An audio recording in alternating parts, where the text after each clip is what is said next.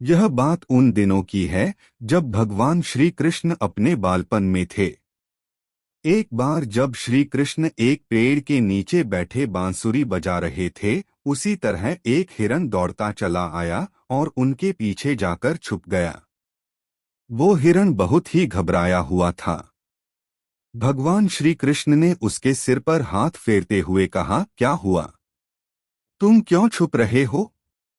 उसका पीछा करते हुए एक शिकारी भी वहां आ पहुंचा और बोला, यह मेरा शिकार है, इसे मुझे दे दो, इस पर मेरा अधिकार है। तब भगवान श्री कृष्ण बोले, हर जीवित जीव पर उसका खुद का अधिकार होता है, न कि किसी का। तब वह शिकारी क्रोध में बोला, यह मेरा शिकार है, इसे मैं पकाकर खाऊंगा। तब भगवान श्री कृष्ण बोले, किसी भी जीव को मारकर खाना पाप की श्रेणी में आता है। क्या तुम पाप के भागी बनना चाहते हो? मांसाहार पुण्य है या पाप, क्या तुम धर्म को नहीं जानते? तब वह शिकारी बोला, मैं तुम्हारे जितना शिक्षित तो नहीं कि यह जानूं कि मांसाहार पुण्य है या पाप, पर मैं यह जानता हूं कि जीव को मारकर खाना, इसमें कोई हर्ज नहीं। मांसाहार से तो एक तो वह जीव को जीव बंधन से मुक्त कर रहा है, फिर क्यों मांसाहार से मना किया जाता है? मांसाहारी होने को क्यों नहीं कहा जाता? वैसे भी मैं इसको मारकर नीच योनि से मुक्ति दिलाकर पुण्य ही कमा रहा हूं, फिर इस पर पाबंदी क्यों? इसे तो प्रोत्साहित करना चाहिए। जहां तक मैंने सुना है, जीव हत्या तो शास्त्रों में भी बताया गया है। राजा लोग शिकार किया करते थे। ऐसे तमाम तर्क देते हुए श्री कृष्ण से पूछा कि फिर क्यों ये मांसाहार गलत है और पाप की श्रेणी में आता है? आप ही बताइए, मांसाहार पुण्य है या पाप? भगवान श्री कृष्ण समझ गए कि इसकी बुद्धि मांस खाने के कारण तामसिक हो गई है और उसने सोचने और समझने की बुद्धि भी खो दी है। फिर भगवान श्री कृष्ण बोले, इस अंतहीन विषय पर पहले मैं कोई राय नहीं दूंगा। मेरी इस छोटी सी कथा सुनने के बाद तुम ही उत्तर देना कि मांसाहार पुण्य है या पाप, और तुम्हें मांस खाना है या नहीं। वह शिकारी सोचने लगा कि इसमें मेरा तो कोई घाटा नहीं है, इस कथा को मैं सुन ही लेता हूँ, मेरा मनोरंजन भी हो जाएगा और बाद में मुझे इसका मांस भी मिल जाएगा। तो भगवान श्री कृष्ण ने अपनी कथा आरंभ की। एक बार मगध में खाद्य संकट खड़ा हो गया तो अन्न का उत्पादन कम रहा। राजा को चिंता हुई कि यदि इस समस्या का शीघ्र निदान नहीं किया गया तो संरक्षित अनाज कोष भी खत्म हो जाएगा और संकट भीषण हो जाएगा।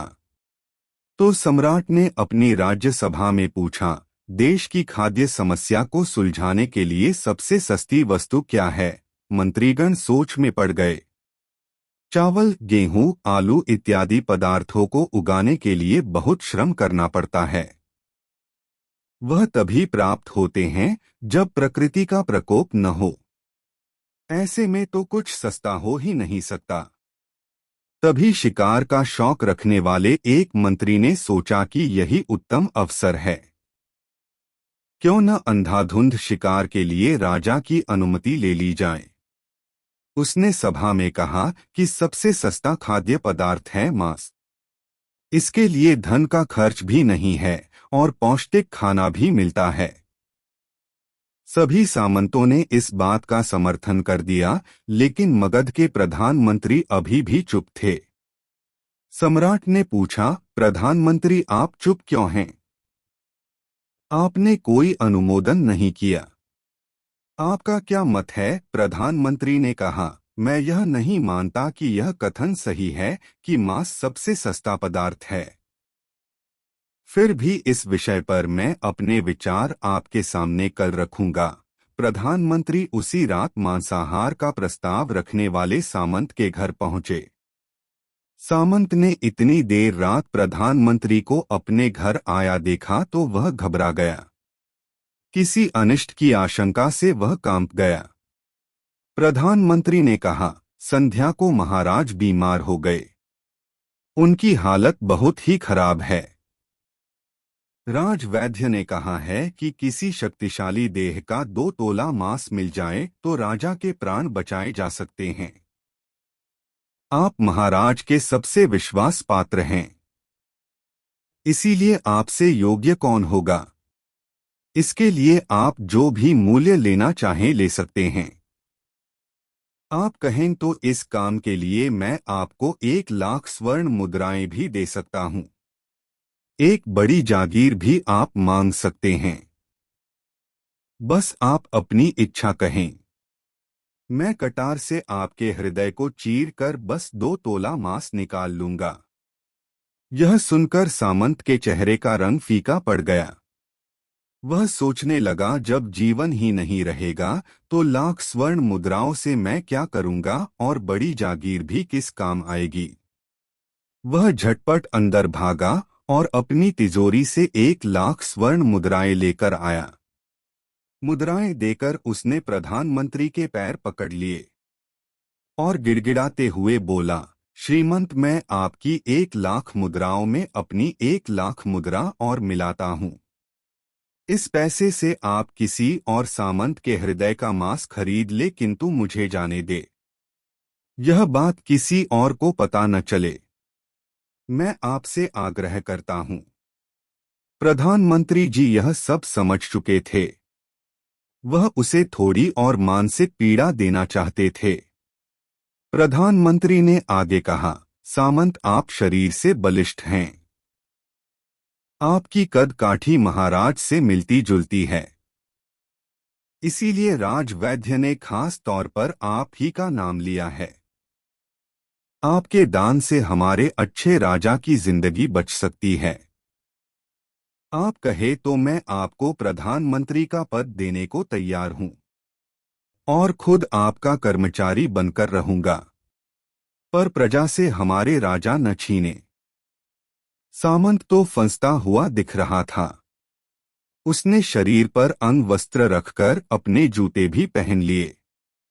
जैसे ही वह वहां से भागने वाला था, वह तुरंत प्रधानमंत्री के पैरों में लेट गया। उसने याचना की कि प्रधानमंत्री, मैं इसके योग्य नहीं हूं।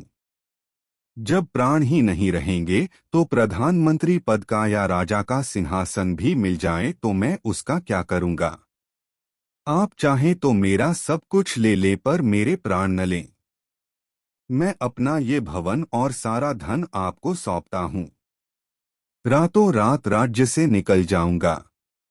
इतना कहकर वह अपने घोड़े की ओर भागा और जैसे ही अपना घोड़ा गठने लगा, आवाज आई, अभी अभी अपने पीछे गए तुम अपने परिवार को भी छोड़े जा रहे हो। सामंत बोला, मेरे प्राण से प्रिय कुछ भी नहीं है। जब जीवन ही न रहेगा तो कुटुंब का क्या करूंगा। जीवन रहा तो ऐसे ही सुखी रह लूंगा। इतना कहकर घोड़े पर छलांग लगाकर बैठ भी गया। वह अभी चलने को ही था कि प्रधानमंत्री ने घोड़े की साख पकड़ ली। वह सामंत से बोला, भागने की जरूरत नहीं है। आप आराम से घर पर ही रहो। मैं किसी और का प्रयास करता हूँ। यह कहकर प्रधानमंत्री वहां से चले गए। प्रधानमंत्री के वहां से जाने पर सामंत के अंदर कुछ जान तो आई, परंतु बेचैनी बनी रही। उसकी नींद खराब हो चुकी थी। मुद्राएं लेकर प्रधानमंत्री बारी बारी से सभी सामंतों के घर पहुंचे और सभी से राजा के लिए हृदय का 2 तोला मांस मांगा, परंतु कोई भी राजी न हुआ। सबने अपने बचाव के लिए प्रधानमंत्री को 1 लाख और 5 लाख मुद्राएं तक दे दी। इस प्रकार प्रधानमंत्री ने एक ही रात में करोड़ों स्वर्ण मुद्राएं जमा कर ली। फिर सुबह होने से पहले ही अपने महल में पहुंच गया। अगले ही दिन राजसभा में सभी सामंत समय से पहले ही पहुंच गए।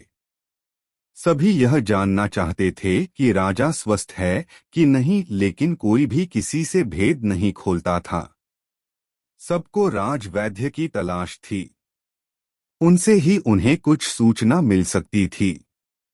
प्रधानमंत्री ने सैनिकों को आज्ञा दे रखी थी कि जब तक महाराज राजसभा में न आए किसी भी सामंत को भी महल से बाहर जाने की आज्ञा नहीं है। राजा सभा में अपनी चिर परिचित गति में आए और अपने सिंहासन पर आकर बैठे। सभी सामंतों ने देखा कहीं से भी राजा उन्हें अस्वस्थ नहीं लगे। उन्हें तो कुछ हुआ ही न था। प्रधानमंत्री ने उनसे झूठ बोला। हर सामंत के मन में यही विचार चल रहा था, पर कोई भी किसी और को कुछ भी न बोल रहा था। तभी प्रधानमंत्री ने राजा के समक्ष 1 करोड़ स्वर्ण मुद्राएं रख दी। राजा ने पूछा, ये स्वर्ण मुद्राएं किसके लिए है और कहां से आई? प्रधानमंत्री ने कहा, 2 तोले मांस के लिए इतनी धनराशि जुटाई है, पर मांस न मिला। अपनी जान बचाने के लिए सामंतों ने यह मुद्राएं दी हैं। अब आप यह विचार कीजिए मांस कितना सस्ता है। राजा को बात समझ में आ गई। उन्होंने प्रजा को अतिरिक्त परिश्रम करने का निवेदन किया और राजा के अनाज भंडार में से अनाज निकालकर श्रमिकों को दिया गया। उन्होंने पौष्टिक सब्जियों की खेती का तुरंत आदेश दिया। वह 1 करोड़ स्वर्ण मुद्राएं इसी कार्य के लिए और श्रमिकों के कल्याण के लिए खर्च की गई।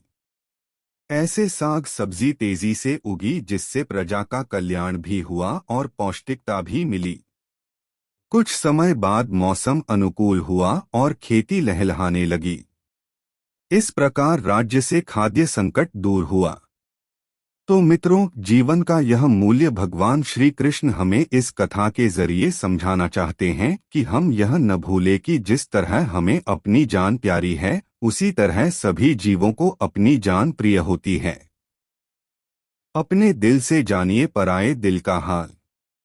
यदि संसार के संबंधों से मुक्त करने का तर्क सही है, यदि जीव हत्या जीव को संसार बंधन से मुक्त करने का तरीका है, तो अत्याचारी द्वारा किया गया नरसंहार भी मान्य है। वह भी ये तर्क दे सकते हैं कि वह लोग जीवन के कष्ट से आप लोगों को मुक्त कर रहे हैं। अगर उसके लिए वह जीवन बोझ होता तो कभी भी अपनी जान बचाने के लिए संघर्ष नहीं करता, आपसे भागता नहीं। जो आपके सामने असहाय हो जाता है, उसे प्राण गंवाने पड़ते हैं। जिन जीवों को मारकर आप खा रहे हैं, उन्हें तो प्राण बचाने का अवसर भी नहीं मिलता। बर्बरता सिर्फ वही नहीं है जहां सिर्फ मानव का रक्त बहता है। बर्बरता उसे भी कही जाती है जहां स्वार्थ के लिए किसी जीव की हत्या कर दी जाए।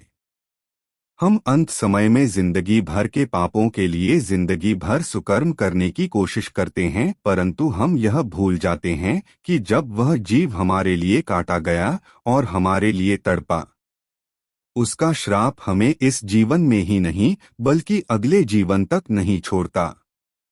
परमात्मा से यह ज्ञान पाकर शिकारी परिपूर्ण हो गया और उसे ज्ञान की प्राप्ति हो गई और वह जान गया कि महानता जीवन लेने में नहीं बल्कि जीवन देने में है।